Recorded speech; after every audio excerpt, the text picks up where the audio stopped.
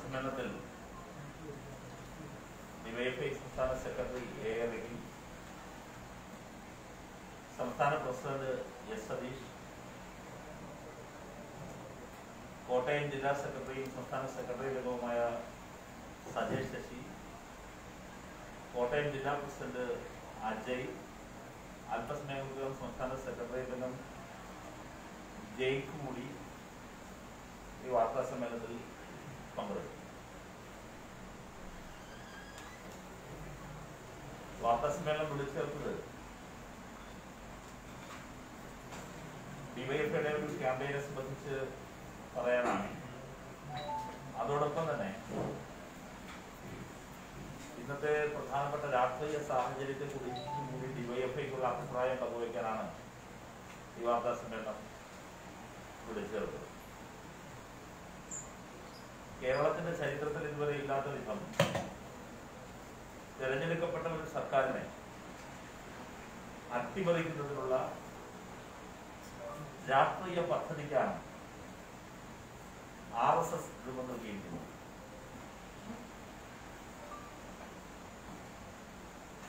ഇത് സംബന്ധിക്കുന്ന ഞെട്ടിക്കുന്ന വാർത്തകളാണ് കഴിഞ്ഞ മണിക്കൂറുകളിൽ പുറത്തു വന്നത്. സ്വർണ്ണക്കള്ളക്കടത്ത് കേസിലെ ഒരു പ്രതിയുടെ പുറത്തു വന്ന ശബ്ദരേഖയും മറ്റൊരു പ്രതിയായ ഇപ്പോൾ സസ്പെൻഡ് ചെയ്തിരിക്കുന്ന ഒരു IAS ഉദ്യോഗസ്ഥന്റെ കോടതിയിലെ ജാമ്യ ഹർജിയും വളരെ പ്രധാനപ്പെട്ട കാര്യങ്ങളാണ്. അതിലുപരി ശ്രീ ശിവശങ്കറിന്റെ ജാമ്യാപേക്ഷ തള്ളിക്കൊണ്ട് സ്പെഷ്യൽ കോടതി പുറപ്പെടുവിച്ച വിധിപ്പകർപ്പാണ്. സീൽഡ് കവറിൽ പലതും പല ഘട്ടങ്ങളിലായി കോടതിയിൽ ഹാജരാക്കിയിട്ടുണ്ട്. അതെല്ലാം പരിശോധിച്ചതിനു ശേഷം ശ്രീ ശിവശങ്കറിന്റെ ജാമ്യ ഹർജിയിൽ തീർപ്പ് കൽപ്പിച്ചുകൊണ്ട് എറണാകുളത്തെ സ്പെഷ്യൽ കോടതി വിധി പുറപ്പെടുവിച്ചു. ആ വിധി പകർപ്പ് നിങ്ങളുടെ കൈകളിലുണ്ടായിരിക്കും. മാധ്യമങ്ങൾ റിപ്പോർട്ട് ചെയ്തത്. ഈ വിധിയിൽ 8ാമത്തെ പോയിന്റായി വളരെ കൃത്യമായി പറയുന്ന ഭാഗം ഇതാണ്. ജാമ്യാപേക്ഷയെ എതിർത്തുകൊണ്ട് അതിന്റെ മലയാള ഭാഗമാണ് ഞാൻ വായിക്കുന്നത്. ED പറഞ്ഞത് ശിവശങ്കർ നൽകിയ മൊഴിയിൽ സ്വപ്നയുടെ ആവശ്യപ്രകാരം കസ്റ്റംസിനെ വിളിച്ചതായി സമ്മതിച്ചിട്ടുണ്ടെന്നാണ്. എന്നാൽ സീൽഡ് കവറിൽ സമർപ്പിച്ചതിലോ കേസ് രേഖകളിലോ അങ്ങനെ ഒരു സ്റ്റേറ്റ്മെന്റ് കാണാനില്ല എന്ന് കോടതി പറഞ്ഞു. ഞങ്ങളുടെ ഉന്നയിക്കുന്നതിലെ പ്രസക്തമായ ഒരു ഭാഗം ആ വിധിന്യായത്തിന്റെ 6ാം പേജിൽ വളരെ കൃത്യമായി കോടതി പറയുന്നുണ്ട്. ഇവരുടെ മൊഴി, ഇതിലെ ഒരു പ്രതി സ്വപ്നയുടെ മൊഴി സ്വമേധയാ നൽകിയതാണോ സമ്മർദ്ദത്തെ തുടർന്ന് നൽകിയതാണോ എന്ന കാര്യം പരിശോധിക്കപ്പെടണം. ഈ വിധി വന്നതിന്റെ പിന്നാലെയാണ് ദ ക്യൂ എന്ന് പറയുന്ന ഓൺലൈൻ പോർട്ടൽ ഈ ശബ്ദ സന്ദേശം പുറത്തുവിട്ടത്. എന്താണ് ഇതിൽ നിന്ന് മനസ്സിലാക്കുന്നത്? രാജ്യത്ത് സമ്പദ് വ്യവസ്ഥയെ അട്ടിമറിക്കുന്ന വിധം സ്വർണ്ണക്കള്ളക്കടത്ത് നടന്നു. സ്വർണ്ണക്കള്ളക്കടത്ത് കേസിലെ പ്രധാനപ്പെട്ട പ്രതികൾ എന്താണ്? സ്വർണ്ണക്കള്ളക്കടത്ത് കേസ് NIA അന്വേഷിക്കാൻ കാരണമായത് തീവ്രവാദ പ്രവർത്തനത്തിന് പണം സമ്പാദിക്കാൻ വേണ്ടിയിട്ടാണ് ഈ കടത്ത് നടത്തിയിരിക്കുന്നത്.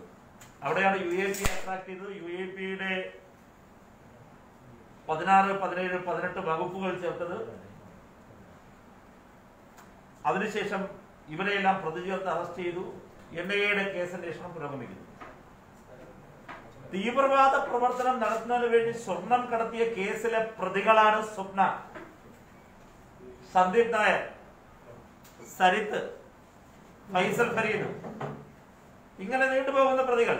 നോക്കൂ, രാജ്യത്ത് തീവ്രവാദ പ്രവർത്തനം നടത്തിയ, തീവ്രവാദ പ്രവർത്തനത്തിന് വേണ്ടി സ്വർണ്ണക്കള്ളക്കടത്ത് നടത്തിയ ഈ പ്രതികളോട് രാജ്യത്തെ ഒരു ഏജൻസി പോയി പറയാണ്, നിങ്ങളെ ഞങ്ങൾ മാപ്പു സാക്ഷിയാക്കി രക്ഷപ്പെടുത്തി തരാം. ഒരാളെ മാപ്പുസാക്ഷിയാക്കി. അയാളുടെ 164 സ്റ്റേറ്റ്മെന്റ് ഇതുവരെ പുറത്തു വന്നിട്ടില്ല, എന്നാലും മാപ്പുസാക്ഷിയാക്കി. ഇതിലെ പ്രതിയുടെ ശബ്ദം പുറത്തു വന്നപ്പോ എന്താ പറയുന്നത്?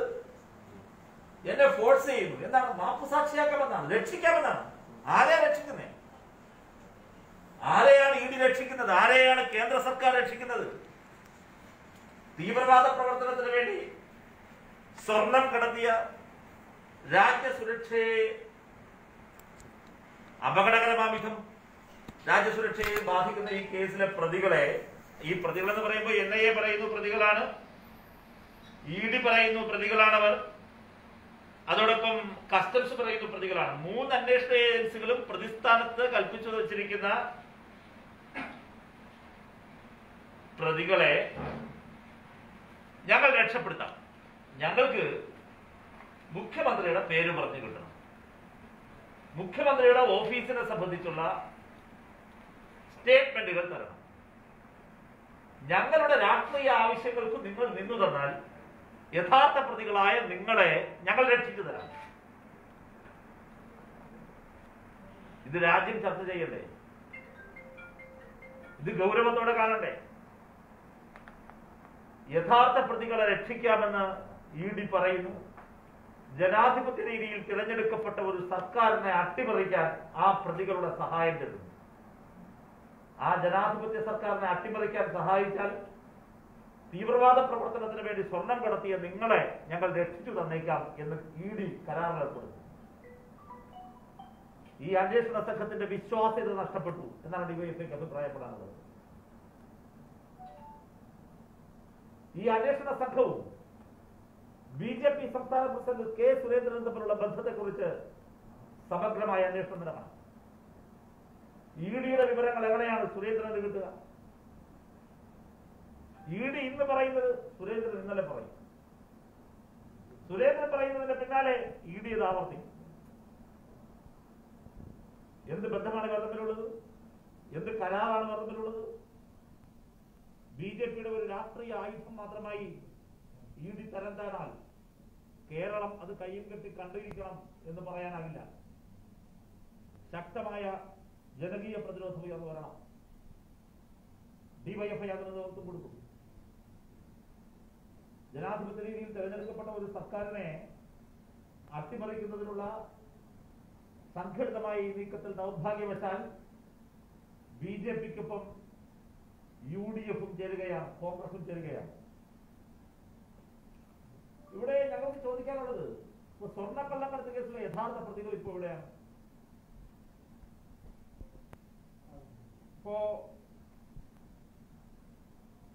ഈ കൺസൈൻമെന്റ് വിട്ടുകിട്ടുന്നതിന് വേണ്ടി ഒരു BMS നേതാവ് അല്ലെങ്കിൽ BMS ബന്ധമുള്ള ഒരു നേതാവ്, RSS ബന്ധമുള്ള ഒരാൾ ഫോൺ ചെയ്തതായി ആദ്യം പറഞ്ഞു. അയാളെ മണിക്കൂറുകളോളം അന്വേഷണ ഏജൻസികൾ ചോദ്യം ചെയ്തത് മാധ്യമങ്ങൾ റിപ്പോർട്ട് ചെയ്തു. അയാൾക്ക് എവിടെയാണ്? അനിൽ നമ്പ്യാർക്ക് എവിടെയാണ്? മാധ്യമങ്ങളിലൂടെ പുറത്തു വരുന്ന വിവരങ്ങളുടെ പശ്ചാത്തലത്തിലാണല്ലോ നമ്മളിതെല്ലാം ചർച്ച ചെയ്യുന്നത്. മാധ്യമങ്ങൾ തന്നെ അനിൽ നമ്പ്യാരെ പ്രതിസ്ഥാനത്ത് കൽപ്പിക്കാൻ കഴിയുന്ന വിധമുള്ള വിവരങ്ങൾ, അനിൽ നമ്പ്യാർ ആരോപണ വിധേയമാകുന്ന വിവരങ്ങൾ പുറത്തുവിട്ടു. ഒരു മൊഴിപ്പകർപ്പാണ് പുറത്തുവിട്ടത്. ആ മൊഴി നമ്മൾ വായിച്ചതാണല്ലോ. ഒരു ഡിപ്ലോമാറ്റിക് പാക്കേജ് ആണെന്ന് പറയാൻ വേണ്ടി ഒരു കോൺസുലേറ്റ് ജനറലിനെ ഡിക്റ്റേറ്റ് ചെയ്ത് കൊടുക്കുകയാണ്. കോൺസുലേറ്റ് ഓഫീസിന് ഒരു നയതന്ത്രജ്ഞനെ ഡിക്റ്റേറ്റ് ചെയ്ത് കൊടുക്കുകയാണ്. ഇപ്പോഴെവിടെയാണ് ഈ കേസിൽ? എവിടെയെങ്കിലും അയാളെ പ്രതികരിക്കുന്നുണ്ടോ? ആദ്യം ചോദ്യം ചെയ്ത ഈ പറഞ്ഞ RSS ബന്ധമുള്ള നേതാവിനെ ചോദ്യം ചെയ്യുന്നുണ്ടോ? അപ്പോൾ യഥാർത്ഥ സ്വർണ്ണക്കള്ളക്കടത്തിലെ യഥാർത്ഥ പ്രതികളെ രക്ഷിക്കുന്നതിനും രക്ഷപ്പെടുത്തുന്ന പ്രതികൾക്ക് പ്രത്യുപകാരമായി സർക്കാരിനെ അട്ടിമറിക്കുന്നതിനാവശ്യമായ മൊഴി സമ്പാദിക്കുന്നതിനും ഇവിടെ ഒരു രാഷ്ട്രീയ നീക്കം നടക്കുന്നു. ഇതിനെതിരെ ശക്തമായ സമീപനം കേരളത്തിൽ ഉയർന്നു വരണം എന്നാണ് ഡിവൈഎഫ്ഐക്ക് അഭിപ്രായപ്പെടാറുള്ളത്. ഇപ്പോ അനീഷ് റായ് എന്ന് പറയുന്ന ഒരു ഉദ്യോഗസ്ഥനെ, കസ്റ്റംസ് ഉദ്യോഗസ്ഥനെ നാഗ്പൂരിലേക്ക് നാടുന്നത് എന്തായിരുന്നു അതിന്റെ ആവശ്യമെന്ന് മാധ്യമങ്ങൾ മൈക്ക് വെച്ചു ചോദിച്ചു. അദ്ദേഹം ഒരു കാര്യം പറഞ്ഞു. അദ്ദേഹം പറഞ്ഞത് ഇപ്പോഴും സത്യമാണെന്ന് കോടതിക്ക് പോലും ബോധ്യമായിരുന്നു. ഈ കൺസൈൻമെന്റ് വിട്ടുകിട്ടാൻ ആരെങ്കിലും വിളിച്ചോ? മുഖ്യമന്ത്രിയുടെ ഓഫീസിൽ നിന്ന് വിളിച്ചോ? ഇങ്ങനെയായിരുന്നല്ലോ ആരോപണങ്ങളുടെ തുടക്കം. ഇതിന്റെ നാൾവഴികൾ പരിശോധിച്ചാൽ അവിടെയാണല്ലോ തുടങ്ങുന്നത്. അത് ശരിയാണോ? മാധ്യമങ്ങൾ ആരാണ്? ആ കസ്റ്റംസ് ഓഫീസർ പറഞ്ഞു, എന്നെ ആരും വിളിച്ചിട്ടില്ല. വിളിച്ചു എന്ന് ഈ നിമിഷം വരെ തെളിയിക്കാൻ ഒരു ഏജൻസിക്കും കഴിഞ്ഞിട്ടില്ലല്ലോ. ആ ഉദ്യോഗസ്ഥനെ നാട് കടത്തി. എന്തായിരുന്നു എന്ന് പറഞ്ഞാലോണം? അയാളുടെ സഹോദരൻ CPIM ആണ്. ഇതല്ലേ പറഞ്ഞു. അങ്ങനെയാണെങ്കിൽ ഇപ്പോ പുതുതായിട്ട് EDയുടെ ജോയിന്റ് ഡയറക്ടർ പദവിയിലേക്ക് ഒരാളെ കൊണ്ടുവരുന്നുണ്ടല്ലോ രാജസ്ഥാനിൽ നിന്ന്. അദ്ദേഹം ആരാണ്? അദ്ദേഹത്തിന്റെ വിവരങ്ങൾ നമ്മുടെ മുമ്പിലില്ലേ? അദ്ദേഹം പ്രമുഖനായ ഒരു RSS BJP നേതാവിന്റെ മകൻ, RSS BJP രാഷ്ട്രീയം ഉയർത്തിപ്പിടിക്കുന്ന ഒരു ഉദ്യോഗസ്ഥനെ, BJPയുടെ ചൊൽപ്പടിയിൽ നിന്നുകൊണ്ട് കാര്യങ്ങൾ ചെയ്യുന്ന ഒരു ഉദ്യോഗസ്ഥനെ ഇവിടേക്ക് കൊണ്ടുവരുന്നു. CBSEയുടെ ചട്ടങ്ങൾ മറികടന്നുകൊണ്ട് EDയുടെ തലവനെ ഡൽഹിയിൽ അസാധാരണമാവിധം 1 വർഷത്തേക്ക് കൂടി കാലാവധി നീട്ടിക്കൊടുത്തു. സ്വർണ്ണക്കള്ളക്കടത്ത് കേസിലെ ഇവിടുത്തെ പ്രതികളെ അതേസമയം തന്നെ ഇതേ അന്വേഷണ ഏജൻസി ഗ്രില്ല് ചെയ്യുന്നു. മുഖ്യമന്ത്രിക്കെതിരെ മൊഴികൊടുക്കണമെന്ന് ആവശ്യപ്പെട്ടുകൊണ്ട് ഡിവൈഎഫ്ഐക്ക് BJPയോട് പറയാനുള്ളത്, ഈ ജനാധിപത്യ പോരാട്ടത്തിൽ ധൈര്യമുണ്ടോ നേർക്കുനേർന്നത് യുദ്ധം ചെയ്യാൻ? നിങ്ങളുടെ രാഷ്ട്രീയം ജനങ്ങളോട് പറയുകയും നേർക്കുനേർന്ന് യുദ്ധം ചെയ്യാൻ ധൈര്യമുണ്ടോ? തന്റെ ഇടമുണ്ടോ? ആ ആത്മവിശ്വാസം നഷ്ടപ്പെട്ടു പോയ BJP എങ്ങനെയും കേരളത്തെ പിടിക്കണം, കേരളത്തിലെ ഇടതുപക്ഷ ഭരണത്തെ അട്ടിമറിക്കണമെന്ന ലക്ഷ്യത്തോടു കൂടി EDയെ NDAയുടെ സഖ്യകക്ഷിയെ പോലെ ഇന്ന് കൊണ്ടു നടക്കാം. ED NDAയുടെ സഖ്യകക്ഷിയല്ല. EDയെ ഞങ്ങൾക്ക് ഓർമ്മപ്പെടുത്താനുള്ളതാണ്. NDAയുടെ സഖ്യകക്ഷിയുടെ പണിയല്ല ED ചെയ്യേണ്ടത്. നിയമാനുസൃതമായ അന്വേഷണമാണ് നടത്തേണ്ടത്. BJPയുടെ രാഷ്ട്രീയ താല്പര്യത്തിന് വേണ്ടി കള്ളമൊഴി എഴുതി കൊടുക്കലല്ല EDയുടെ പണി. ഈ പണിയാണ് ED ചെയ്യുന്നതെങ്കിൽ അന്വേഷണ സംഘത്തെ പിരിച്ചുവിട്ട് അന്വേഷണ സംഘത്തിലുള്ളവരെ BJPക്ക് വേണ്ടി പ്രത്യക്ഷ രാഷ്ട്രീയ പ്രവർത്തനത്തിൽ ഇറങ്ങാൻ, ഈ തെരഞ്ഞെടുപ്പ് പ്രവർത്തനത്തിന് പറഞ്ഞു വിടുകയാണ് വേണ്ടത്. ഡിവൈഎഫ്ഐക്ക് അഭിപ്രായപ്പെടാനുള്ളത് ഈ അന്വേഷണ സംഘത്തിന്റെ ക്രെഡിബിലിറ്റി നഷ്ടപ്പെട്ടു. അതുകൊണ്ട് തുടർന്നുള്ള അന്വേഷണങ്ങൾ യഥാർത്ഥത്തിൽ കോടതിയുടെ നിരീക്ഷണം ആവശ്യമാണ്.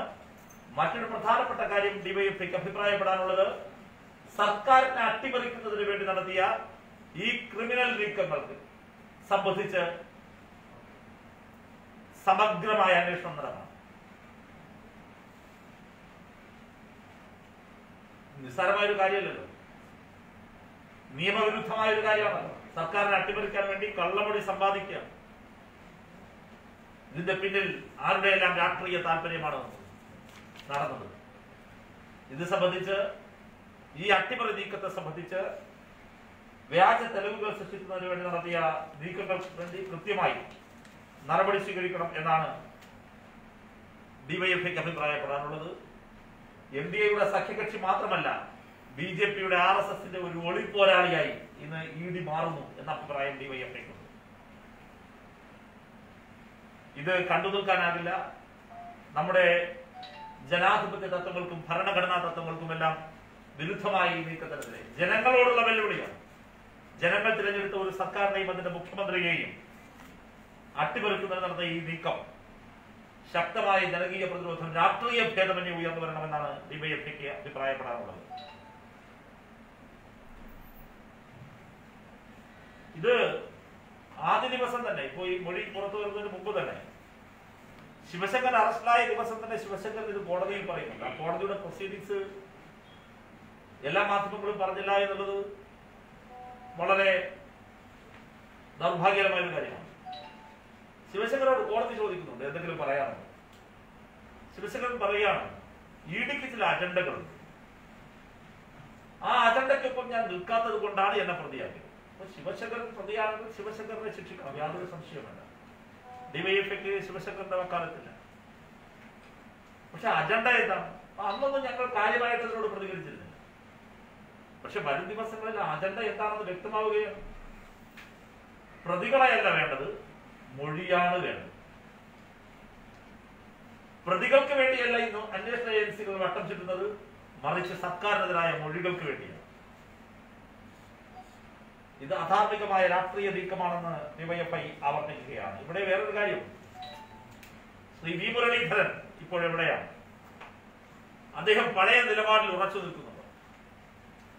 അദ്ദേഹം ആവർത്തിച്ച് വാദിച്ചുകൊണ്ടിരുന്ന രണ്ട് കാര്യങ്ങൾ. ഒന്ന്, ഇത് ഡിപ്ലോമാറ്റിക് ബാഗേജ് അല്ല. ഈ വിധി ന്യായത്തിന് വളരെ കൃത്യമായി പറയുന്നുണ്ട് ഡിപ്ലോമാറ്റിക് ബാഗേജ് ആണ്. ഇപ്പോഴും അദ്ദേഹം ആ വാദത്തിൽ ഉറച്ചു നിൽക്കുന്നുണ്ടോ? രണ്ടാമത്, മലയാള മനോരമ ടെലിവിഷൻ അദ്ദേഹം കൊടുത്തൊരു പ്രത്യേക അഭിമുഖത്തിൽ പറയുന്നുണ്ട്, ഈ അറ്റാഷെ എന്തിനാണ് കുറ്റാരോപിതനായി പറയുന്നത്? എന്ത് തെളിവുണ്ട് അദ്ദേഹത്തിന്? അദ്ദേഹം നിരപരാധിയാണ് എന്ന് ഏകപക്ഷീയമായി കേന്ദ്ര സഹമന്ത്രി പറയുന്നത് കേട്ടു. ഇപ്പോൾ പുറത്തു വരുന്ന വാർത്തകൾ UAE ഗവൺമെന്റ് തന്നെ അറ്റാഷയ്ക്കെതിരെ നടപടി സ്വീകരിക്കുന്നുവെന്നും ആ കോൺസുലേറ്റിലെ മറ്റൊരു ജീവനക്കാരനെ ഇപ്പോൾ പ്രതി ചേർത്തുവെന്നും ഈ അറ്റാഷെ കുറ്റവിമുക്തനാണെന്ന് ആദ്യമേ തന്നെ പ്രഖ്യാപിച്ചത് എന്തിനു വേണ്ടിയാണ്? അനിൽ നമ്പ്യാരെ കൊണ്ട് ഇത് ഡിപ്ലോമാറ്റിക് ബാഗേജ് ആണെന്ന് പറയാൻ ഈ വിവാദം ഉയരുന്നതിന് മുമ്പ് തന്നെ, ഈ കൺസൈൻമെന്റ് പിടിച്ചു വെച്ച സമയത്ത് തന്നെ ഇടപെടിപ്പിച്ചത് ശ്രീ വി മുരളീധരനാണെന്ന് ഒരിക്കൽ കൂടി വ്യക്തമാക്കുന്ന കാര്യങ്ങളാണ് ഇപ്പോൾ പുറത്തു വന്നുകൊണ്ടിരിക്കുന്നത്. അതുകൊണ്ട് പഴയ നിലപാടിൽ വി മുരളീധരൻ ഉറച്ചു നിൽക്കുന്നുണ്ടോ എന്ന് ഡിവൈഎഫ്ഐ ചോദിക്കുകയാണ്. ഇവിടെ ഈ കാര്യം മാത്രമല്ല, ഇതിന് സമാനമായി കേരളത്തിൽ നടന്നുകൊണ്ടിരിക്കുന്ന കേന്ദ്ര ഏജൻസികൾ ഉപയോഗപ്പെടുത്തിയാണ് ഈ നീക്കം നടത്തുന്നത്. ത്രിപുരയിലെ അട്ടിമറിക്ക് ശേഷം അടുത്ത തങ്ങളുടെ ലക്ഷ്യം കേരളമാണെന്ന് RSS പ്രഖ്യാപിച്ചു. ഇപ്പോ ഇന്നലെ ഹിന്ദു ദിനപത്രത്തിലെ 1-ാം പേജിലെ പ്രധാനപ്പെട്ട വാർത്തകളിലൊന്ന് NPR-ന്റെ ചോദ്യാവലി തയ്യാറായി എന്നാണ്. CAA-യുമായി തങ്ങൾ മുമ്പോട്ട് പോകും എന്ന് കേന്ദ്ര സർക്കാർ ആവർത്തിക്കുന്നുണ്ട്, BJP വക്താക്കൾ ആവർത്തിക്കുന്നു. CAA-ക്കെതിരായ ശക്തമായ നിലപാട് സ്വീകരിച്ച സർക്കാരാണ് കേരളത്തിലെ ഇടതുപക്ഷ സർക്കാർ. തങ്ങളുടെ അജണ്ടകൾക്ക് എപ്പോഴും ബദലായി നിൽക്കുന്ന കേരളത്തിലെ ഇടതുപക്ഷ സർക്കാരിനെ അട്ടിമറിക്കുക എന്നത് RSSന്റെ പ്രഖ്യാപിത ലക്ഷ്യമാണ്. ആ പ്രഖ്യാപിത ലക്ഷ്യത്തെ സാക്ഷാത്കരിക്കുന്നതിന് വേണ്ടി, ആ ലക്ഷ്യം നടപ്പാക്കുന്നതിന് വേണ്ടി എല്ലാ ഏജൻസികളെയും ഉപയോഗിക്കുക, സകല ഏജൻസികളെയും. ഈ പശ്ചാത്തലത്തിൽ ശക്തമായ യുവജന പ്രതിരോധം ഈ വിഷയത്തിൽ ഉയർത്തണം എന്നാണ് ഡിവൈഎഫ്ഐ ആഗ്രഹിക്കുന്നത്. നവംബർ മാസം 25 നിങ്ങൾക്ക് ഏവർക്കും അറിയാവുന്നതുപോലെ കൂത്തുപറമ്പ് രക്തസാക്ഷി ദിനമാണ്.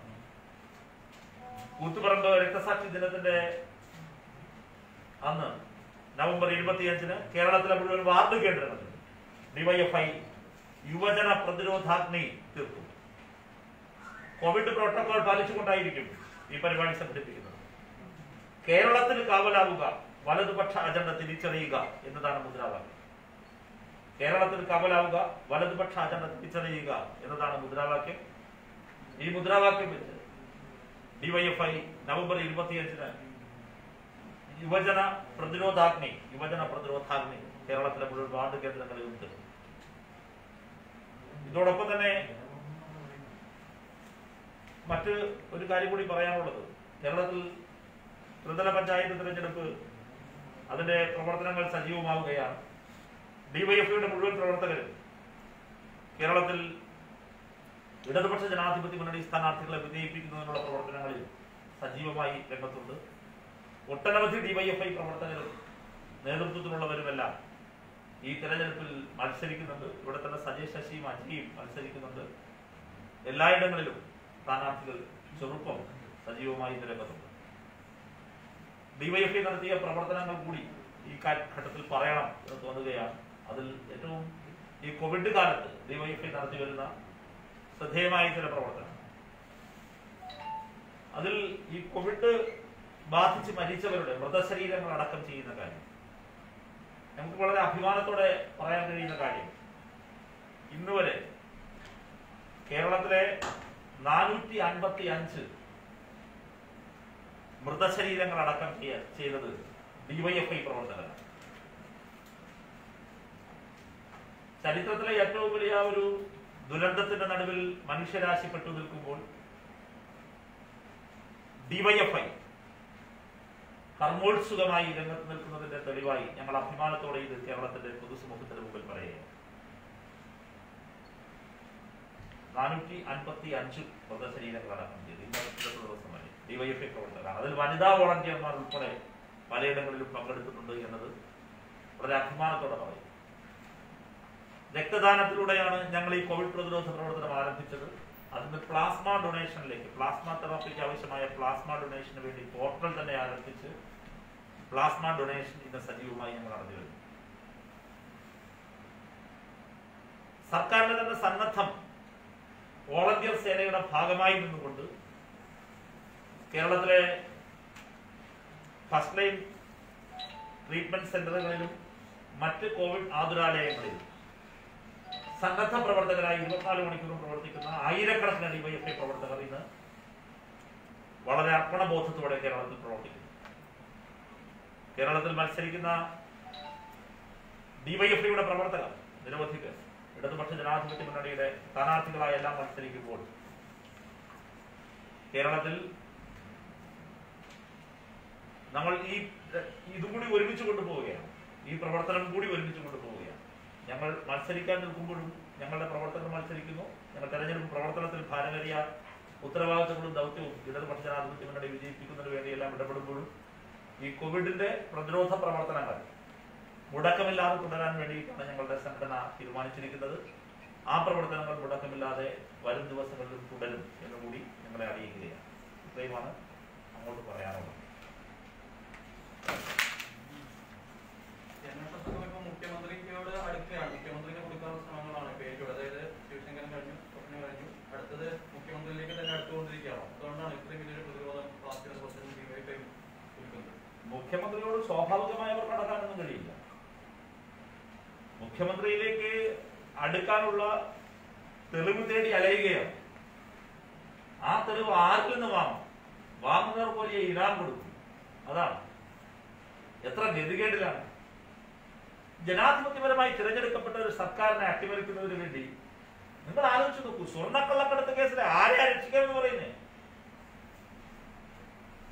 നിങ്ങൾ ഇതാ ഇങ്ങനെ ഒരു മൊഴി തരും, നിങ്ങളെ മാപ്പുസാക്ഷിയാക്കി രക്ഷിക്കാമേ. ആരെയാ രക്ഷിക്കുന്നേ?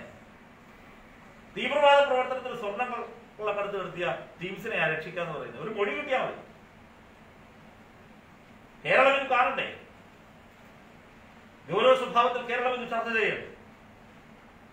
ഈ അന്വേഷണ സംഘം നിയമാനുസൃതമായി ഒരു കുറ്റകൃത്യം അന്വേഷിക്കുന്ന പണിയല്ലേ ചെയ്യേണ്ടത്? സർക്കാരിനെ അട്ടിമറിക്കുന്ന പണിയാണോ ചെയ്യേണ്ടത്? സർക്കാരിനെ അട്ടിമറിക്കുന്ന പണിയാണോ അന്വേഷണ ഏജൻസി ചെയ്യേണ്ടത്? ഒരു ക്രൈം ഉണ്ടായാൽ ആ ക്രൈം അതിന്റെ പിന്നിൽ പ്രവർത്തിച്ച ആളുകളെയല്ലേ അന്വേഷണ സംഘം കണ്ടെത്തേണ്ടത്. അല്ലാതെ മുഖ്യമന്ത്രിക്കും ഓഫീസിനെതിരെ മൊഴിതായോ നിങ്ങളെ രക്ഷിക്കാം എന്ന് പറഞ്ഞു നടക്കലാണോ വേണ്ടത്? പക്ഷേ ഇതാരാ പറഞ്ഞത് ശ്രദ്ധിക്കണ്ടേ? ഇത് പറഞ്ഞതൊരു പ്രതിയാണ്. അവരുടെ വാക്ക് എത്ര വലിയ വിശ്വസനീയത കൊടുക്കണം? ആ പ്രതിയുടെ വാക്കുകളും ഒഴിയും വെച്ചിട്ടല്ലേ ഈ കേരളത്തിൽ ഇതുവരെ ഇത്രയും കാലം പ്രവർത്തിച്ചുകൊണ്ടിരുന്നത്. തെളിവുകളും ഉണ്ട്. ഏത് തെളിവ്? ഈ സ്വപ്നയുമായി ബന്ധപ്പെട്ട നിരവധി തെളിവുകളുണ്ട്. കസ്റ്റംസിന്റെയും ഒരു തെളിവുമില്ലാത്ത ഈ കോടതി വിധിയിൽ പറയുന്നു. അങ്ങനെ പറഞ്ഞില്ല. അങ്ങനെയാ പറയുന്നത്. സ്വപ്നയുമായി ബന്ധപ്പെട്ട ഇല്ലല്ല, ഞാൻ പറയാം. നിങ്ങൾ ഇതിനകത്ത് അവരുടെ പേര് തെളിവുണ്ട് എങ്കിൽ ആ തെളിവുള്ളയാളെ മാപ്പുസാക്ഷിയാക്കാം എന്നല്ലേ ഈ പറയുന്നേ. ഈ തെളിവുണ്ടെങ്കിൽ ആ തെളിവുള്ളയാളെ ശിക്ഷിക്കണമല്ലോ. ആരാണ് പറയുന്നത്? അവർക്ക് വേണ്ട തെളിവെന്താ? സ്വപ്നയല്ലേ പറയുന്നത്? അതേനെ, അതെന്താ കുഴപ്പം? സ്വപ്ന തന്നെ പറയുന്നത്. സ്വപ്നയോട് ചോദിച്ചൊരു കാര്യം സ്വപ്ന അല്ലാതെ പിന്നെ വേറെ ആരാ പറയുന്നത്? എന്നെ മാപ്പുസാക്ഷിയാക്കാന്ന് പറയുന്നത് സ്വപ്നയാണ് പറയുന്നത്. സ്വപ്നയോടല്ലേ? സ്വപ്നയിലും മാപ്പുസാക്ഷിയാക്കാൻ പറ്റില്ല, എന്നെ താങ്കളെയാക്കാൻ പറ്റില്ല. ഈ സ്വപ്നയുടെ വാക്കുകളെ എത്രമാത്രം വിശ്വസിക്കാൻ പറ്റും? കാരണം ഈ മുഖ്യമന്ത്രിയെ കൂടെ കേസിലേക്ക് വലിച്ചടിച്ചാൽ മാത്രമേ ഒരുപക്ഷെ സ്വപ്നയ്ക്ക് എന്തെങ്കിലും പ്രതിരോധം ലഭിക്കുമോ എന്നതാണ് ഇതിന്റെ പിന്നിലുള്ള തന്ത്രം എന്ന് വിചാരിച്ചത്. ഈ ചോദ്യം നിങ്ങളിപ്പോൾ ഉന്നയിക്കുകയാണല്ലോ. ഈ ചോദ്യം ഉന്നയിക്കുമ്പോൾ ഞാൻ ചോദിക്കുന്നു തിരിച്ചു, മുഖ്യമന്ത്രിയുടെ പേര് പറയുകയും ഇ ഡി ആഗ്രഹിക്കുന്ന പ്രകാരം അവരെ മാപ്പുസാക്ഷിയാക്കുകയും ചെയ്താൽ ഈ ആനുകൂല്യം അപ്പത്തിൽ അത് സ്വപ്നം പറഞ്ഞതാണ് വിശ്വസിക്കണം. നമ്മൾ ഇവിടെ ഒരു പ്രശ്നം എന്തെന്നറിയാം. ഈ ഇടതുപക്ഷത്തിനെതിരായ എന്ത് കാര്യം വന്നാലും അതിന്റെ പ്രൊസീഡിങ്സ് വളരെ പ്രധാനപ്പെട്ടതാണ്. ആ പറയുന്ന ആളുകളുടെ ക്രെഡിബിലിറ്റി എന്താണെന്നൊക്കെ ചോദിക്കും. ആ പറയുന്നതിന്റെ ഉള്ളടക്കം ഗൗരവ സ്വഭാവത്തിൽ എടുത്തുകൊണ്ട് ചർച്ച ചെയ്യുന്നില്ല. ഞാൻ മിക്കവാറും കൂടെ എല്ലാ മാധ്യമങ്ങളും കൂടെ ഉണ്ടല്ലോ. ഡിവൈഎഫ്ഐക്ക് കടുത്ത വിമർശനം നിങ്ങളോടുണ്ട്. നിങ്ങളുടെ ആരുടെയും കയ്യിൽ കിട്ടാത്ത സാധനമൊന്നും അല്ലല്ലോ ഇത്. കിട്ടിയെന്നാണ് ഞാൻ മനസ്സിലാക്കുന്നത്. ദ ക്യൂ എന്ന് പറയുന്ന ഒരു ജേണൽ ഇത് പുറത്തു വിട്ടത് കൊണ്ടല്ലേ കേരളം ചർച്ചയായത്. അതിന്റെ ഉള്ളടക്കം എന്തുകൊണ്ടാണ് നിങ്ങളെ അത്ഭുതപ്പെടുത്താത്തത്? ആ ഉള്ളടക്കത്തെ കുറിച്ച് എന്തുകൊണ്ടാണ് ചർച്ച വരാത്തത്? അത് ആര് പറഞ്ഞു എന്നതിനെ കുറിച്ചാണ്. ഇനി തിരിച്ച് ഇപ്പോൾ ഇവർ കൊടുത്തിരിക്കുന്ന മൊഴികളുണ്ടല്ലോ, മൊഴികൾ ഓരോന്നായി ഓരോ ദിവസമായി ബ്രേക്കിംഗ് ന്യൂസിനുള്ള വിഭവങ്ങൾ ഈ കുറിപ്പ് പുറത്തോട്ട് വരികയാണല്ലോ, തുണ്ട് പുറത്തേക്ക് വരികയാണ്. അതിൽ ഈ സ്വപ്നയുടെ മൊഴികളെ തന്നെ ഇപ്പോൾ അവിശ്വസിക്കണ്ടേ എന്ന് ചോദിക്കുന്ന അതേ സ്വപ്നയുടെ മൊഴികൾ തന്നെ മുഖ്യമന്ത്രിക്കെതിരെ വന്നാൽ അത് കേരളത്തിലത്തെ വാർത്തയായി. അപ്പോൾ അത് പ്രതിയുടെ മൊഴിയാണ് എന്ന ആനുകൂല്യം അപ്പോൾ കൊടുക്കും? കൊടുക്കില്ലല്ലോ. അങ്ങനെ പെരുമാറരുത് മാധ്യമങ്ങൾ. ഇവിടെയാണ് പറയുന്നത് മാധ്യമങ്ങൾക്ക് മാധ്യമങ്ങളുടേതായ ധർമ്മമുണ്ട്, ഭരിക്കുന്ന പാർട്ടിക്കും ഗവൺമെന്റിനും ഗവൺമെന്റിന്റേതായ ധർമ്മമുണ്ട്, അന്വേഷണ ഏജൻസികൾക്ക് അവരുടേതായ ധർമ്മമുണ്ട്. അതെന്ത് ധർമ്മമാണ്? ശരിയായ കുറ്റകൃത്യത്തിന്റെ പിന്നിൽ പ്രവർത്തിച്ചവരെ നിയമത്തിന്റെ മുമ്പിൽ കൊണ്ടുവരലാണ് അവരുടെ പണി. വ്യാജ തെളിവുണ്ടാക്കലല്ല അവരുടെ പണി. ഞങ്ങൾ പറയുന്നത് എന്താണ്? ഈ പുറത്തു വന്ന വിവരങ്ങളുടെ അടിസ്ഥാനത്തിൽ സമഗ്രമായ അന്വേഷണം നടക്കണം. ഇതാണ് ഞങ്ങൾ ആവശ്യപ്പെടുന്നത്. ഈ മൊഴി ഇത് പറയുന്നത് ആരാ? ഞങ്ങൾ പറയുന്നത് മാത്രമല്ലല്ലോ. ഈ വിവാദങ്ങളൊക്കെ വരുന്നതിന് മുമ്പ് ഈ കോടതി തന്നെ ആവശ്യപ്പെടുന്നുണ്ട്. ജാമ്യം നിരസിക്കുന്നുവെങ്കിൽ കൂടിയും ഈ സ്വപ്നയുടെ മൊഴി അവർ തന്നെ കൊടുത്തതാണോ അതോ ഫാബ്രിക്കേറ്റ് ചെയ്ത മൊഴിയാണോ എന്ന് ആർക്കാ സംശയം തോന്നിയത്? ആദ്യം കേരളത്തിൽ ഞങ്ങൾക്കാർക്കുമല്ല, കോടതിക്കാണ്. കോടതിക്കാണ് ഈ സംശയം തോന്നിയത്. ആ സംശയത്തിന്മേൽ അന്വേഷണം വേണ്ടേ? വേണമെന്നാണ് കോടതി ആവശ്യപ്പെടുന്നത്. കോടതി പറയുകയാണ് ഈ മൊഴി സ്വപ്നയുടെ ഈ പറയുന്ന മൊഴി എഴുതി ചേർത്തതാണോ അതെ സ്വമേധയെ അവർ തന്നെ തന്നതാണോ? അതിലൊരു സംശയമുണ്ട്. ആരാ പ്രകടിപ്പിച്ചത്? അത് സംബന്ധിച്ച് അന്വേഷിക്കണമെന്ന് ആവശ്യപ്പെട്ടതാണ് കോടതിയാണ്. കോടതിക്ക് രാഷ്ട്രീയം. അപ്പൊ സ്പെഷ്യൽ കോടതിയുടെ ഈ വിധിന്യായം വളരെ പ്രധാനപ്പെട്ടതാണ്. ഡിവൈഎഫ്ഐ ആവശ്യപ്പെടുന്നത് ഈ വിധിയുടെ പശ്ചാത്തലത്തിലാണ്. പുറത്തു വന്ന ശബ്ദരേഖയുടെ പശ്ചാത്തലത്തിൽ മാത്രമല്ല, ശബ്ദരേഖ അതിന് ശേഷം അതൊരു കാര്യമാണല്ലോ. ഇതിനെ ശരിവെക്കുന്ന വിധമാണ് ശബ്ദരേഖ. ഇനി ഇതിന്റെ പുറകിലേക്ക് നോക്കിയാൽ ശിവശങ്കർ പറഞ്ഞല്ലോ ഒരു അജണ്ടയുണ്ട്.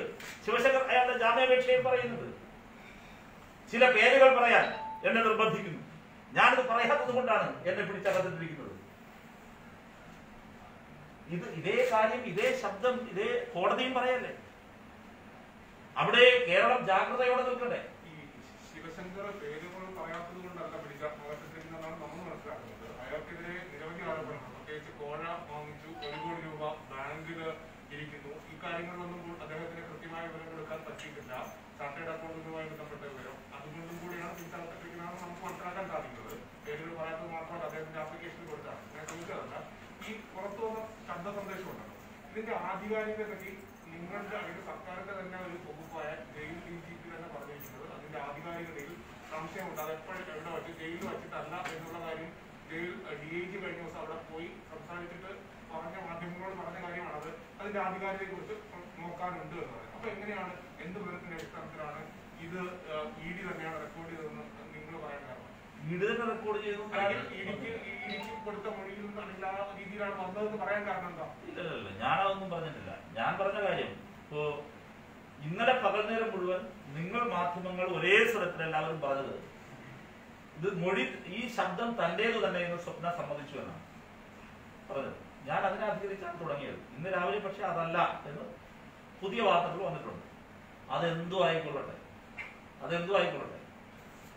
രണ്ടാമത്തെ ഭാഗം താങ്കൾ പറഞ്ഞത് ഈ ശിവശങ്കരന്റെ പിടിച്ചകത്തിട്ടിരിക്കുന്നത് ഇതുകൊണ്ട് മാത്രമല്ല ആയിരിക്കാം, യാതൊരു സംശയം വേണ്ട. ഞാൻ പറഞ്ഞു ശിവശങ്കരൻ കുറ്റം ചെയ്തുവെങ്കിൽ ശിവശങ്കരനെ ചിന്തിച്ചോട്ടെ. ഇല്ലാത്ത മൊഴികൾ ഉണ്ടാക്കാൻ ശിവശങ്കറിന് മേൽ സമ്മർദ്ദം ചെലുത്തുന്നുവെന്ന് ശിവശങ്കരൻ ആക്ഷേപം ഉന്നയിക്കുന്നു. അത് ഈ കോടതി വിധി ശരിവെക്കുന്നു.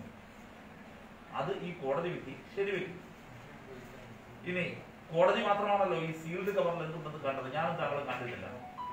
എനിക്കും താങ്കൾക്കും ഉള്ളതെല്ലാം തന്നെ ഊഹാപോഹങ്ങൾ മാത്രം. അപ്പൊ കണ്ടയാൾ പറയുന്നു, കോടതി പറയുന്നു ഇതിൽ ചില സംശയങ്ങളുണ്ട്, അന്വേഷിക്കണം. വെറുതെ കോടതി പറയില്ലല്ലോ. അതിന്റെ പശ്ചാത്തലത്തിലാണ് തൊട്ടടുത്ത ദിവസം സ്വപ്നയുടെ ഈ ശബ്ദം പുറത്തു വരുന്നത്. ആ സ്വപ്നയുടെ ശബ്ദമാണോ, അത് എവിടെ നിന്ന് വന്നു, അതൊന്നും ഇവിടെ റിലവന്റ് അല്ല, അത് അന്വേഷിച്ചോട്ടെ. പക്ഷെ ആ പറഞ്ഞതിന്റെ ഉള്ളടക്കം ജനാധിപത്യ കേരളം ചർച്ച ചെയ്യുന്നു. മുഖ്യമന്ത്രി CPM-ന്റെ മാത്രം മുഖ്യമന്ത്രിയല്ല, കേരളത്തിന്റെ മുഖ്യമന്ത്രി. കേരളത്തിന്റെ മുഖ്യമന്ത്രിയെ അട്ടിമറിക്കാൻ ഒരു കള്ളമൊഴി സമ്പാദിക്കാൻ ശ്രമം നടക്കുന്നു എന്ന് പറഞ്ഞാൽ അതിന്റെ രാഷ്ട്രീയ പ്രാധാന്യം എന്താണ്? അതിൽ കേരളം എത്ര പ്രാധാന്യം കൊടുക്കണം? UDF, കോൺഗ്രസ് ഒരക്ഷരം ഇത് സംബന്ധിച്ച് കിട്ടുന്നില്ലല്ലോ. അവരാരുടെ പക്ഷത്താണ്? രാജ്യത്താകെ BJP അധികാരം പിടിച്ചെടുത്ത ഒരു പ്രത്യേക വഴിയിലൂടെയാണ്. അത് ED-യെയും കേന്ദ്ര ഏജൻസികളെയും ഉപയോഗപ്പെടുത്തിക്കൊണ്ടാണ്. ഒരുപാട് പേരുടെ കാര്യം നമുക്കത് പറയാൻ കഴിയുമല്ലോ. ഹേമന്ത് ബിശ്വ ശർമ്മയുടെ കാര്യം, മുകുൾ റോയിയുടെ കാര്യം, ഒട്ടനവധി കാര്യങ്ങളുണ്ട്. ഞാനതിലേക്കൊന്നും പോകുന്നില്ല. അപ്പൊ ഇവിടെ അതേ സ്ട്രാറ്റജി തന്നെയാണ് അവർ ഉപയോഗപ്പെടുത്തുന്നത്. അത് ഓരോ ദിവസം കഴിയുമ്പോൾ അത് വ്യക്തമായിക്കൊണ്ടിരിക്കുകയാണ്. ഈ അന്വേഷണ സംഘത്തിന്റെ ക്രെഡിബിലിറ്റി പൂർണ്ണമായി അവസാനിച്ചു. അല്ല, ഇത് നേരത്തെ നമ്മൾ മുന്നിൽ പല അനുഭവങ്ങളും ഇപ്പൊ തന്നെ പറഞ്ഞു. അങ്ങനെ ഒരു അനുഭവങ്ങൾ വെക്കുമ്പോൾ തന്നെ അവർ തന്നെ ഇവിടെ വരുന്ന ഈ സംഭവം അന്വേഷിക്കുന്ന ആവശ്യപ്പെട്ടത് മുഖ്യമന്ത്രി തന്നെയാണ്. ഈ പറയുന്ന മുഖ്യമന്ത്രിയുടെ ഓഫീസുമായി ബന്ധപ്പെട്ട് നിന്നിരുന്ന ആളുകളാണ് ശിവശങ്കർ, അതുപോലെ തന്നെ സ്വപ്നയും. ഇങ്ങനെ രണ്ടുപേരും പ്രതികളായി. ഈ പ്രതികളായി ഇവർ ഏതൊക്കെ തരത്തിൽ ഇടപാട് നടത്തിയിട്ടുണ്ടെന്നുള്ള കാര്യങ്ങൾ അന്വേഷിക്കാൻ സംസ്ഥാന സർക്കാരും തയ്യാറല്ല. ഏറ്റവും ഒടുവിലാണ് വിജിലൻസ് അന്വേഷണം വന്നത്. അതിന് ഇത്രയും കാര്യങ്ങൾ ഉത്തമ ബോധ്യം ഉണ്ടായിട്ടും അവർ തന്നെ അന്വേഷിച്ചാൽ മതിയെന്ന് ആവശ്യപ്പെട്ട മുഖ്യമന്ത്രി ഇപ്പൊ ആദ്യത്തെ ഘട്ടത്തിൽ ഇവരുടെ അന്വേഷണമാണ് ശരിയായ ദിശയിലാണെന്ന് ആവർത്തിക്കായിരുന്നു മുഖ്യമന്ത്രി. അവിടെ ഈ കാര്യങ്ങളെല്ലാം തൊട്ടു മുന്നിലുണ്ടായിട്ടും ഇങ്ങനെ അവരെ വിളിച്ചു വരുത്താണ്ടായ സാഹചര്യം, അതിന് ശരിക്കും പെട്ടുപോയ സർക്കാരല്ലേ? അങ്ങനെയല്ല, അങ്ങനെ കാണണ്ട. സർക്കാരിനുള്ളത് ഉത്തമ താല്പര്യം തന്നെയാണ്. NIA തന്നെ പറഞ്ഞു, സർക്കാർ ആവശ്യപ്പെട്ടത് കൊണ്ടാണ് ഞങ്ങൾ വന്നത്. സർക്കാർ ആവശ്യപ്പെട്ടതിന്റെ പശ്ചാത്തലത്തിലാണ്. ആ ആവശ്യം എന്തിനു വേണ്ടിയിട്ടായിരുന്നു? സ്വർണ്ണക്കള്ളക്കടത്ത് നടത്തുന്നു. ഡിപ്ലോമാറ്റിക് ബാഗേജ് വഴി നടക്കുന്ന ഈ അസാധാരണമായ സ്വർണ്ണക്കള്ളക്കടത്തിന് വ്യത്യസ്ത മാനങ്ങളുണ്ട്. ഇത് രാജ്യസുരക്ഷയെ ബാധിക്കുന്ന ഗൗരവമായ പ്രശ്നമാണ്. ഇത് കേരള പോലീസ് അന്വേഷിക്കേണ്ട പ്രശ്നമല്ല. യൂണിയൻ ടെറിട്ടറിയിൽ യൂണിയൻ ഗവൺമെന്റിന്റെ കീഴിൽ വരുന്ന ഒരു സ്ഥാപനത്തിന്റെ കീഴിൽ എയർപോർട്ട് വഴി നടക്കുന്ന സ്വർണ്ണക്കള്ളക്കടത്താണ്. അല്ലാതെ ഈ സ്വർണ്ണക്കള്ളക്കടത്തുമായി ബന്ധപ്പെട്ട് ഏതെങ്കിലും ഒന്ന് അന്വേഷിക്കാൻ കേരളത്തിലെ ഗവൺമെന്റ് അധികാരവുമില്ല. അത് അന്വേഷിക്കണം. അതിന് സംസ്ഥാന സർക്കാർ നിയമാനുസൃതമായി ആത്മാർത്ഥതയോടെ ആവശ്യപ്പെട്ടൊരു കാര്യമാണ്. അവർ വന്നു, അവർക്ക് എല്ലാ സഹായങ്ങളും ചെയ്തു, അവരന്വേഷിച്ചു. ആദ്യ ഘട്ടത്തിൽ തന്നെ ആരോപണത്തിന്റെ ഒരു നിഴൽ വീണ ഘട്ടത്തിൽ തന്നെ ശിവശങ്കരനെ മാറ്റി. ഒക്കെ സർക്കാർ നിയമാനുസൃതമായിട്ടല്ലേ പ്രവർത്തിച്ചത്. ഞങ്ങളൊക്കെ തന്നെയും പ്രതികരിക്കുന്നത് നേരത്തെ എപ്പോഴെങ്കിലും ഈ അന്വേഷണ ഏജൻസി ആവശ്യപ്പെട്ടോ? എപ്പോഴാണ് ഞങ്ങൾ വിയോജിപ്പ് രേഖപ്പെടുത്തുന്നത്? അന്വേഷണം മാറി സർക്കാരിനെ അട്ടിമറിക്കാനുള്ള രാഷ്ട്രീയ പണിക്ക് ഒളിപ്പോരിനിറങ്ങിയ നേരത്താണ് ഞങ്ങൾ പ്രതിരോധിക്കുന്നത്. അത് പറയേണ്ടത് രണ്ടല്ലേ?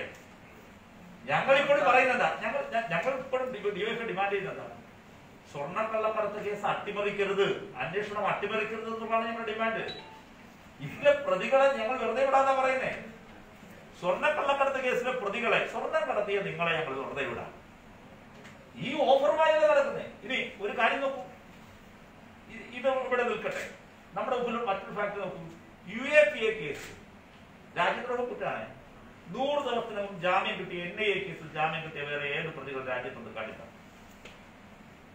ഈ പറയുന്ന ഇവരെ കോഫിലാണല്ലോ ലോകത്തിരിക്കുന്നത്. മുഴുവൻ പ്രതികൾക്ക് ജാമ്യം കിട്ടിയില്ലേ? അന്വേഷണം അട്ടിമറിക്കുന്നതിന്റെ തെളിവല്ലേ? തീവ്രവാദ ശക്തികൾക്ക് വേണ്ടി സ്വർണം കടത്തിയ സംഘത്തെ നിരുപാധികം തുറന്നു വിടുകയല്ലേ ഇവർ? കസ്റ്റംസ് കേസിൽ മുഴുവൻ പേർക്ക് ജാമ്യം കിട്ടില്ല. ഇനി ഇതിൽ ഒരാളുടെ കോഫി പ്രസ ചുമത്തുന്നതിന് ആവശ്യമായ ഒരു രേഖ മാധ്യമങ്ങൾ തന്നെ പുറത്തുവിട്ടല്ലോ. എന്ത് വന്നാലും ഞാൻ നോക്കിക്കൊള്ളാം, ഡൽഹിയിലെ എന്റെ ബന്ധങ്ങൾ ഉപയോഗപ്പെടുത്താം. ആ ഡൽഹിയിലെ ബന്ധങ്ങളെ കുറിച്ച് അന്വേഷിച്ചോ? യഥാർത്ഥ പ്രതികൾ, ഞാൻ ഗവൺമെന്റിന്റെ ഉദ്ദേശം, ഗവൺമെന്റ് ലക്ഷ്യം ഈ അന്വേഷണ ഏജൻസികളെ ക്ഷണിക്കുമ്പോൾ യഥാവിധി അന്വേഷണം നടത്തുകയും രാജ്യത്തിന്റെ താല്പര്യം സംരക്ഷിക്കണമെന്നതുമായിരുന്നു. അല്ല, ഇത്തരം ബ്ലാക്ക് റെക്കോർഡുകളുള്ള ഇവരെ അത്തരത്തിൽ വിശ്വാസത്തിലെടുത്ത് തെറ്റായി പോയിരുന്നില്ലെന്ന ചോദ്യം. കാരണം നേരത്തെ ഈ പറഞ്ഞ പല സംസ്ഥാനങ്ങളിലും സമാനമായ രീതിയിൽ അന്വേഷണം നടത്തി അവിടെയെല്ലാം വലിയ പ്രതിസന്ധി സൃഷ്ടിച്ച ഈ അന്വേഷണ സംഘത്തിനെ ഇത്രയും വിശ്വാസത്തിലെടുത്തത് അല്ലെങ്കിൽ ചതിയായി പോയില്ലേ എന്നുള്ളതാണ്. ഒരിക്കലുമല്ല.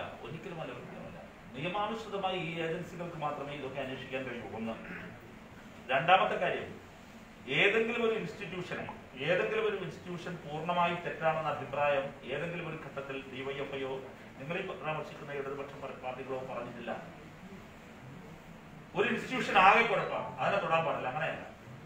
ഒരു ഇൻസ്റ്റിറ്റ്യൂഷന്റെ സമീപനത്തെ ആശ്രയിച്ചാണ്. ഇപ്പൊ തിരഞ്ഞെടുപ്പ് കമ്മീഷൻ തെരഞ്ഞെടുപ്പ് കമ്മീഷൻ രാഷ്ട്രീയ ചായയോടുകൂടി പ്രവർത്തിക്കുമ്പോൾ ഓൺ മെറിറ്റിൽ അതിനെ തുറന്നു തീർക്കും, നിയമപരമായി വരുന്നു. ഇപ്പോൾ സി ബി ഐ കേസുകൾ അന്വേഷിക്കേണ്ടതാണ് ഒരു അന്വേഷണ ഏജൻസി നിലയിൽ. പക്ഷേ സി ബി ഐ ഭരണഘടനാ വിരുദ്ധമായി നീങ്ങിയാൽ ആ മെറിറ്റിൽ, ആ വിഷയത്തിന്റെ മെറിറ്റിൽ ഞങ്ങൾ അതിനെ എതിർക്കും. ഇപ്പോ LDF സർക്കാർ ലൈഫ് പദ്ധതിയുമായി ബന്ധപ്പെട്ട് കൺസെന്റ് ഇല്ലാതെ ഇവർ കയറി വന്നു, ബാക്ക് ഡോർ വഴി. അത് തെറ്റുന്ന നിയമപരമായ സ്റ്റാൻഡ് ഗവൺമെന്റ് എടുത്തു. അത് ശരിയാണെന്ന് സുപ്രീം കോടതിയുടെ പുതിയ വ്യക്തി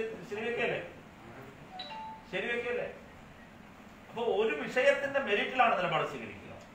ഞങ്ങൾ ഇപ്പോഴും പറയുന്നത് എന്താണ്? അന്വേഷണ സംഘം അന്വേഷിക്കുക.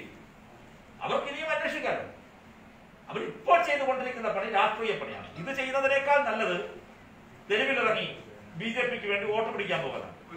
ഈ രാഷ്ട്രീയ പ്രേരിതമാണെന്നല്ലോ പറയുന്നത്. ഈ രാഷ്ട്രീയ പണിയാണ് നിങ്ങൾ തിരിച്ചും ഇപ്പം ഇബ്രാഹിമിന്റെ പരാജയം കേസില് കുറെ ദിവസമായി പ്രതി ചേർത്തിട്ട് ഈ അടുത്തിടെ തെരഞ്ഞെടുപ്പ് വന്നപ്പോൾ ഒരു അറസ്റ്റിലേക്ക് കിടക്കുന്നത് അല്ലെങ്കിൽ അറസ്റ്റുമായി ബന്ധപ്പെട്ട് അദ്ദേഹം അതിനകത്ത് പ്രതികരിക്കാം, അദ്ദേഹത്തിനകത്ത് ഇൻവോൾവ്മെന്റ് ഉണ്ടായിരിക്കാം. പക്ഷെ ഇത്രയും ദിവസം അറസ്റ്റ് ചെയ്യാതെ വളരെ പെട്ടെന്ന് അറസ്റ്റ് ചെയ്യുന്ന ഒരു സാഹചര്യത്തിലേക്ക് പോകുന്നത് അതിനകത്ത് രാഷ്ട്രീയമില്ല. രാഷ്ട്രീയമില്ലാത്തത് കൊണ്ടാണല്ലോ പാലം വിള്ളൽ വീണ സമയത്ത് തന്നെ പോയി അറസ്റ്റ് ചെയ്യാറ്.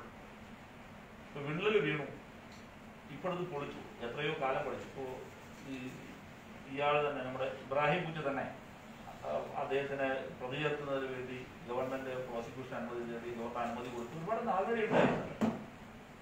ഞങ്ങളൊരു ധൃതിയും കാണിച്ചത്, ഗവൺമെന്റ് ഒരു ധൃതിയും കാണിച്ചത് DYFIക്ക് അഭിപ്രായമില്ല. നമുക്ക് ആർക്കെങ്കിലുണ്ടോ? അറസ്റ്റ് വൈകിപ്പോക്കുന്നു, അറസ്റ്റ് ചെയ്യാതിരുന്നതിൽ തെറ്റുണ്ട് എന്നായിരുന്നു പൊതുജനങ്ങളുടെ അഭിപ്രായം. അതുകൊണ്ടാണ് DYFI നിലപാടെടുത്തത്. കേരളം കാത്തിരുന്ന അറസ്റ്റാണ്. പക്ഷേ സോളാർ കേസിലെ പ്രതിയുടെ പരാതി 4 വർഷത്തോളം ഒന്നും ചെയ്തില്ല, അനങ്ങാതിരുന്നു. ഈ തെരഞ്ഞെടുപ്പ് അടുത്ത സമയത്ത് വീണ്ടും പതിയെ മൊഴിയെടുത്ത് മറ്റു കാര്യങ്ങൾ 4 വർഷം ആ കേസ് എന്തും ചെയ്യാതെ എന്താണ് അവസാന സ്റ്റേജിലേക്ക് അതിലേക്ക് കാത്തിരിക്കുന്നത്? അതായത് ഇപ്പോ ലിസ്റ്റ് എഴുതി കൊടുത്ത് ആളെ പ്രതിയേർക്കുന്ന സമീപനം LDF ഗവൺമെന്റ് ഉണ്ട് എന്ന് DYFI കരുതുന്നില്ല. നിങ്ങളിപ്പോ ഞാൻ പറഞ്ഞ സോളാർ കേസിൽ ഉമ്മൻചാണ്ടിയുടെ കാലത്ത് ഉമ്മൻചാണ്ടി തന്നെ നിയമിച്ച കമ്മീഷൻ കുറെ പരാമർശങ്ങൾ നടത്തി. ആ കമ്മീഷൻ കണ്ടെത്തലുകളുടെ അടിസ്ഥാനത്തിലാണ് FIR രജിസ്റ്റർ ചെയ്തത്. ക്രൈംബ്രാഞ്ച് ആണ് വിവിധ സ്ഥലങ്ങളിലായി കേസ് രജിസ്റ്റർ ചെയ്തത്. അതിന്റെ അന്വേഷണം പുരോഗതി പ്രാപിക്കുകയാണ്. പറയട്ടെ, അന്വേഷണ സംഘത്തിനിടയിൽ ഇപ്പോൾ ഇവരാരെയെങ്കിലും ഉടനെ അറസ്റ്റ് ചെയ്യുമെന്ന് നമുക്കെങ്ങനെ ഉറപ്പിക്കാൻ കഴിയും? ഇനി കുറെ നാൾ കഴിഞ്ഞിട്ടാണോ അറസ്റ്റ് ചെയ്യേണ്ടത്? ഇപ്പോൾ അറസ്റ്റ് ചെയ്യണോ? ഇനി മുമ്പേ അറസ്റ്റ് ചെയ്യണമായിരുന്നു? ഇതൊക്കെ തീരുമാനിക്കേണ്ടത് അന്വേഷണ ഏജൻസിയല്ലേ? അല്ല, അതാണ് ഒരു തിടുക്കം. ചില കാര്യങ്ങളിൽ വലിയ തിടുക്കം, ചില കാര്യങ്ങളിൽ മെല്ലപ്പോക്ക്. ഇപ്പം സോളാർ പ്രതിയുടെ പരാതി കിട്ടിയിട്ട് വർഷങ്ങൾ കഴിഞ്ഞിരിക്കുന്നു. അല്ല, വർഷങ്ങളല്ല, തെളിവ് സമാഹരിച്ച് തെളിവുകളുടെ അടിസ്ഥാനത്തിലാണ് അറസ്റ്റ് ചെയ്തത്. അറസ്റ്റൊന്നും ആയിട്ടില്ല.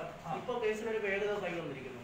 അവിടെയാണ് അവർക്ക് സംശയം. കേസ് സംബന്ധിച്ച് വേഗത കൈവന്നതല്ല, ഇപ്പോഴാണ് വാർത്തകൾ വരുന്നത്. കേസ് അവിടെ ഉണ്ട്, കേസ് അവിടെ ഉണ്ടല്ലോ, കേസ് അവിടെ ഉണ്ട്, കേസ് എവിടെയും പോയിട്ടില്ല. അല്ല, അങ്ങനെയൊക്കെയാണ് കേസ് അന്വേഷിക്കുന്നത്. കേരളത്തിലൊരു യുവതി പരാതി കൊടുത്താൽ, ഒരു സ്ത്രീ പരാതി കൊടുത്താൽ 4 വർഷം കഴിഞ്ഞ് 3.5 വർഷം കഴിഞ്ഞൊക്കെയാണ് അന്വേഷിക്കുന്നത് നോർമലി. അങ്ങനെയല്ല, 3.5 വർഷം നിങ്ങൾ പറയുന്നത് പ്രകാരമാണെങ്കിലും ഇപ്പോഴേ അന്വേഷണം തുടങ്ങിയോളൂ. അന്ന് പരാതി കിട്ടി, ഇപ്പോഴാണ്. അങ്ങനെയല്ല, അന്ന് അന്വേഷണം ഉണ്ട്. പിന്നെ അന്വേഷണം വന്നു, ആ കമ്മീഷന്റെ കണ്ടെത്തലിൽ ഒന്നാണ് FIRകൾ വന്നു. ആ FIRൽ പറയുന്നത് പ്രകാരമുള്ള ഇവരുടെ മൊഴിയെടുക്കണം, ഇതിന്റെ മറ്റു തെളിവുകൾ സമാഹരിക്കണം. ഒരു വഴിയുണ്ടല്ലോ, ആ വഴി ഏത് ഘട്ടത്തിൽ വേണമെങ്കിലും കോടതിയുടെ മുമ്പിൽ ഹാജരാക്കേണ്ടതുമാണ്. അതുകൊണ്ട് അതിലൊന്നും ഏതെങ്കിലും തരത്തിൽ ഫാബ്രിക്കേഷൻ സാധ്യമാകുന്ന കാര്യമല്ല. എന്താണ് അന്വേഷണ ഏജൻസി ഈ കാലയളവിലൂടെ നിങ്ങൾ ചെയ്തത്? അറസ്റ്റ് ഡിലേ ആയിട്ടുണ്ടെങ്കിൽ എന്തുകൊണ്ട്? ഓരോന്നും വിശദീകരിക്കാൻ പരാതിക്കാരി ഒന്നും ചെയ്തിട്ടില്ല. പരാതിക്കാരി പറഞ്ഞു. അങ്ങനെയാണെങ്കിൽ ഈ കേസ് ഉണ്ടാവില്ലല്ലോ. ഈ പ്രതികൾക്ക് അത് വെച്ചിട്ട് കോടതി പോയാൽ പോലെ. കുറെ നാളൊന്നും ചെയ്തില്ല. അവരോട് കോടതി പോകാൻ പോലെ. ഇതിനെ അങ്ങനെയാണെങ്കിൽ അവര് കോടതി പോയാൽ പോലെ. ഇതിലെ പ്രതിസ്ഥാനത്ത് ആരോപിക്കപ്പെടുന്നവർ കോടതിയിൽ പോയാൽ പോലെ. എന്തേ പോയില്ല? ഇപ്പൊ ഇടതുപക്ഷ സർക്കാർ നീങ്ങുന്ന നീക്കത്തെ കുറിച്ച് വേറൊന്ന് പറയാം. ഇപ്പൊ ഖമറുദ്ദീന്റെ കാര്യം, ഖമറുദ്ദീന്റെ കാര്യത്തിൽ FIR കോഷ് ചെയ്യണമെന്ന് ആവശ്യപ്പെട്ടുകൊണ്ട് അദ്ദേഹം ഹൈക്കോടതിയിൽ പോയി. ഈ കേസിന്റെ ആദ്യഘട്ടത്തിൽ ഖമറുദ്ദീനെ അറസ്റ്റ് ചെയ്തു ഇല്ലല്ലോ. തെളിവുകൾ വരട്ടെ. അന്വേഷണ സംഘം ഒന്നിലധികം IPS ഓഫീസർമാരാണ് അത് അന്വേഷിക്കുന്നത്. ആ കേസ് അന്വേഷിക്കുന്നത്. അതിന്റെ അറസ്റ്റിന്റെ ഒരു ഗ്രൗണ്ട് കിട്ടി, അറസ്റ്റിലേക്ക് എത്തുന്ന ഉറപ്പായപ്പോൾ അറസ്റ്റ് ചെയ്തു. സുരേന്ദ്രൻ പറയുന്നതാണ് അന്വേഷണ സംഘം അതിനെ പിന്തുടർന്നുകൊണ്ടാണ് പോകുന്നത് പറഞ്ഞു. കഴിഞ്ഞ ദിവസം പാർട്ടി സെക്രട്ടറി വിജയരാഘവൻ പറഞ്ഞ അടിസ്ഥാനത്തിൽ കൂടുതൽ കോൺഗ്രസ് അല്ലെങ്കിൽ UDF നേതാക്കൾ അകത്തേക്ക് പോകാൻ പറഞ്ഞു. തൊട്ട് പിന്നാലെ അടുത്താണ്. അതും ഒരേ സ്വരമായിട്ട് പരിഗണിച്ചു കഴിഞ്ഞാൽ രണ്ടുപേർക്ക് ഒരേ സ്വരാണെന്ന് പറഞ്ഞു കഴിഞ്ഞാൽ തെറ്റുണ്ടോ? പറയാം, രണ്ടും ഒരേ കാര്യമല്ല പറഞ്ഞത്. ശ്രീ വിജയരാഘവൻ പറഞ്ഞത് ഒരു ഡസനിലധികം MLA-മാർക്കെതിരെ ഗുരുതരമായ ആരോപണങ്ങളുണ്ട്. അതെല്ലാം ശരിയായി അന്വേഷിച്ചാൽ അവരൊക്കെ ജയിലിൽ പോയിട്ട് വരുമെന്നാണ്. അതൊരു റിയാലിറ്റി അല്ലേ. ഇപ്പൊ സോളാർ കേസ് ഈ കാലഘട്ടത്തിലാണ് കൊടുത്താണോ? എന്താണ് കോൺഗ്രസ് നേതാക്കൾ തന്നെ ഇത്രയും നാൾ ആരോപിച്ചുകൊണ്ടിരുന്നത്? നിങ്ങളെന്തേ ഇതുവരെ പിടിച്ചില്ല? നിങ്ങൾ ഇത് പറഞ്ഞ അധികാരത്തിൽ വന്നവരല്ലേ, എന്തായി എന്നല്ലേ ചോദിച്ചുകൊണ്ടിരുന്നത്. ഇപ്പൊ പിടിച്ചപ്പോ പിടിച്ചത് കുഴപ്പമായി, ഇതുവരെ പിടിക്കാതിരുന്നപ്പോ അതാണ് കുഴപ്പം. ഇപ്പൊ മുസ്ലിം ലീഗിന്റെ നേതാവ് തന്നെ എനിക്ക് തോന്നുന്നു മനോരമ ചാനലിൽ തന്നെ വന്ന് വെല്ലുവിളിക്കുന്നുണ്ടായിരുന്നു, നിങ്ങൾ ചുണയുണ്ടെങ്കിൽ അറസ്റ്റ് ചെയ്യും. അന്നാമതായിരുന്നു വെല്ലുവിളി. ഇപ്പൊ അറസ്റ്റ് ചെയ്തപ്പോ അതേ ഇരവാദമായി. ഇതൊക്കെ എന്താണ് യാഥാർത്ഥ്യം? പാലാരിവട്ടം പാലത്തിന് 39 കോടി രൂപ 49 കോടി രൂപ അറബിക്കടലിൽ കിടക്കാണ്. അത് റിയാലിറ്റി ആണല്ലോ. അദ്ദേഹം നേരത്തെ ഇത് എന്തുകൊണ്ടാണ് സോറി അദ്ദേഹം നേരത്തെ എന്തുകൊണ്ട് അങ്ങനെ പറയുന്നു? അറസ്റ്റുകൾ ഉണ്ടാകും, അറസ്റ്റുകൾ ഉണ്ടാകുമെന്നല്ല, സോറി അറസ്റ്റുകൾ ഉണ്ടാകുമെന്നല്ല അദ്ദേഹത്തിന്റെ സ്റ്റേറ്റ്മെന്റ്. അദ്ദേഹത്തെ പറഞ്ഞത് ഒരു ഡസനിലേറെ MLA-മാർക്കെതിരെ VS ശിവകുമാറിനെതിരെ കേസുണ്ട്. സ്വാഭാവികല്ലേ, KM ഷാജിക്കെതിരെ കേസുണ്ട്. ഒന്നാമത്തെ FIR ഉണ്ടായിരുന്നു. ഇപ്പോഴത്തെ വിജിലൻസ് കോടതി തന്നെ രണ്ടാമതൊരു FIR പ്രാഥമിക അന്വേഷണം നടത്താൻ വിജിലൻസിനോട് പറഞ്ഞു.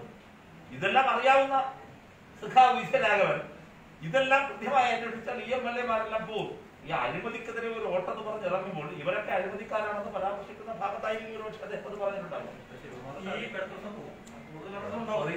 ശിവകുമാറും ഷാജിയൊക്കെ അടുത്ത ദിവസം അറിയില്ല, ഞങ്ങൾക്കറിയില്ല, ഞങ്ങളല്ല അന്വേഷിക്കുന്നത്.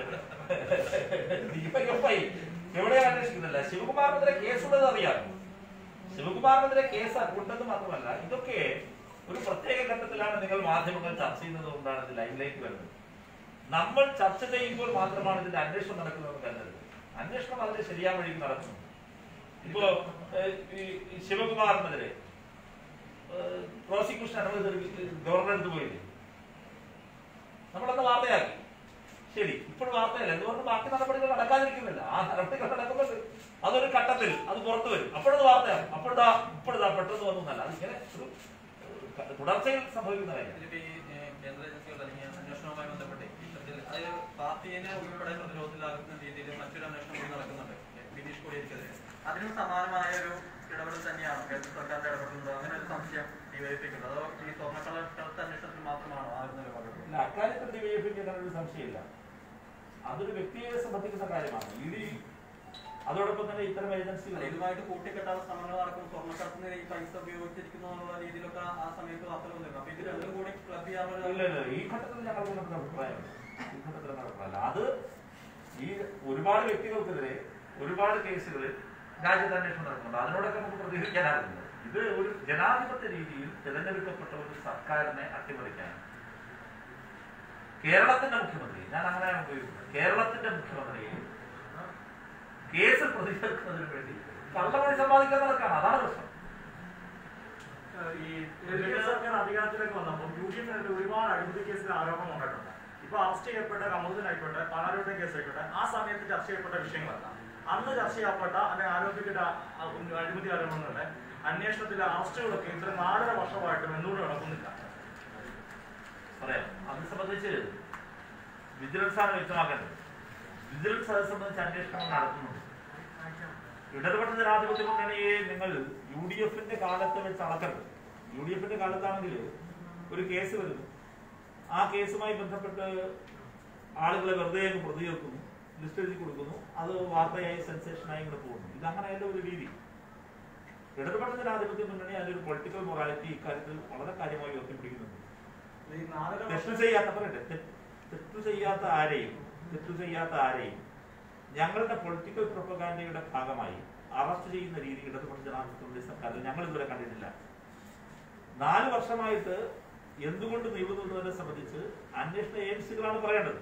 അത് ഓരോ കേസും അതിന്റെ ഓരോ ഘട്ടം കടന്നു വരും. അത് അറസ്റ്റ് വരും, അറസ്റ്റ് വരേണ്ട സമയത്ത് അറസ്റ്റ് വരും. ചിലപ്പോൾ അറസ്റ്റ് തന്നെ ഇല്ലാതെ പ്രതി ചേർത്ത് കോടതിയിൽ കൊടുക്കേണ്ടതായിരിക്കും. ചിലപ്പോൾ അന്വേഷണത്തിന്റെ ഒരു ഘട്ടം എത്തുമ്പോൾ ഇപ്പൊ ടൈറ്റാനിയം കേസ്, ഇതേ കാര്യം തിരിച്ചുകൊണ്ടല്ലോ. ടൈറ്റാനിയം കേസ് എത്ര വർഷമായി? പക്ഷെ അന്വേഷണത്തിന്റെ ഒരു ഘട്ടത്തിൽ വിജിലൻസ് പറഞ്ഞു ഇനി അന്വേഷിക്കേണ്ടത് ഞങ്ങളല്ല, CBIയുടെ സഹായം വേണം. CBIയുടെ സഹായം തരും. CBI നിരസിച്ചത് ഒരു വിഷയമാണ്. ഞാൻ പറഞ്ഞത് ഇങ്ങനെ ഓരോ കേസും അതിന്റെ മെറിറ്റിലാണ് കാര്യങ്ങൾ പുരോഗമിക്കുന്നത്.